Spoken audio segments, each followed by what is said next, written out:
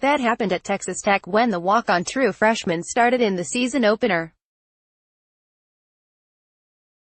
It happened again at Oklahoma when Mayfield won a quarterback competition as a sophomore and went on to become a three-time Heisman Trophy finalist. Now, the Browns know one pick is in the process of waiting his turn behind veteran Tyrod Taylor, a process that started at Cleveland's rookie minicamp Friday. Mayfield, with hands clasped above his waist, detailed that one time when he had to wait a little longer. Mayfield's parents let their son play football only in the backyard and at recess. So when did that wait end? 5th grade, Mayfield said. In Texas, I guess that's kind of late. I don't know, we do know, but it's still the kind of answer that proves Mayfield is the right quarterback to dig a beleaguered franchise out of its latest, and perhaps greatest, mess after a 0-16 season in 2017. Mayfield was the best quarterback in college football last season. He's moving on after a draft process in which he proved he was worthy of the no. 1 pick for a franchise that is on its 29th starting quarterback since 1999. That leads into the difficult part. Baker hasn't played one game in the National Football League, so he has a ways to go, Browns coach Hugh Jackson said. He has a lot of characteristics that we love. That is why he is here. Let's make sure we pump our brakes a little bit because he has a ways to go and a lot to learn. NFL draft grades, how Browns fared with 2018 picks. It's not Mayfield's turn yet. That's why the Browns brought in Taylor via free agency. He's the starter, and all I can do is help him out, Mayfield said. Mayfield conceded he wants to play, it's human nature, but he's been there as a walk-on, as a transfer on the Oklahoma scout team and, of course, in the 5th grade classroom in a state renowned for youth and high school football. That's how you know he means it. It's not going to be something that separates the locker room, he said. We're not going to be fighting over who the guy is in the locker room. I'm a team-oriented guy, and I just want to win. Mayfield must prove the Browns right, and he must prove the skeptics wrong. It's easy to label Mayfield as Johnny Manziel 2.0, take shots at his 6'0", 220-pound frame, or write an epitaph for another immature Browns quarterback who couldn't handle life in the AFC North. At this point it's not about size, Mayfield said. It's about if you know your job, and you can do it and execute it. It's about winning, so maybe let Mayfield take his turn to see if he can do just that. Bender, Mayfield is the confidence shot for a franchise that needs it. Browns general manager John Dorsey and Jackson, now in his 3rd year, have a plan in place.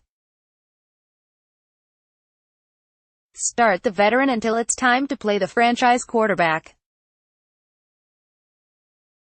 Mayfield is willing to wait his turn, and in a perfect world, one grinder can learn from another until that happens. Jackson noticed that when the two quarterbacks met for the first time, I think what happened was Tyrod went up and introduced himself, and I think that was big on Tyrod's part, Jackson said. He welcomed Baker, willing to work with him. I think that is where it starts. You have to build a friendship with people. On the other side of that, I thought that Baker was outstanding. Of course, we're on Exhibit 29. The Browns' first-round quarterback plan hasn't worked since 1999. Tim Couch, 1999, took too many hits too soon. The timing never worked with Brady Quinn, 2007, and was never going to work with Brandon Weeden, 2012. Then there's Manziel, 2014, a disaster that spilled into the decision-making process at quarterback over the last 2 seasons. Cleveland drafted Cody Kessler, 2016, and Deshaun Kaiser, 2017, with day 2 picks, and both gave the same speech about waiting their turn at rookie minicamp. Both played way too soon.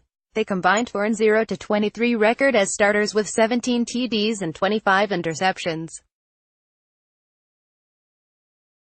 Both were traded in this offseason to make room for the Mayfield move, a pick that shouldn't be considered in the same sentence.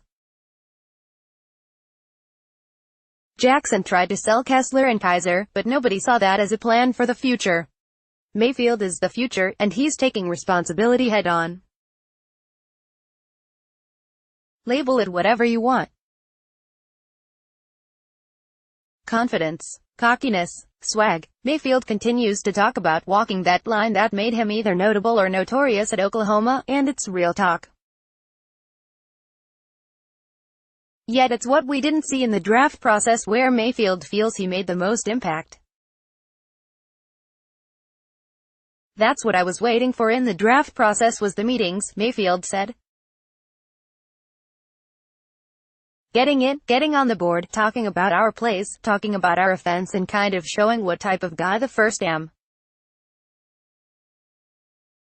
I don't know if I would call it a photographic memory, but just being able to rep it after a couple times and staying true to it. That's how Mayfield won the Browns brass over. He intends to do the same with the Browns fan base when that time comes.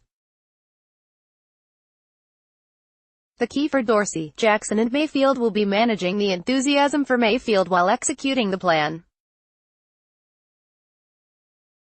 More, all-time worst draft regrets. Mayfield didn't elaborate about questions regarding the draft process or who liked him and who did not.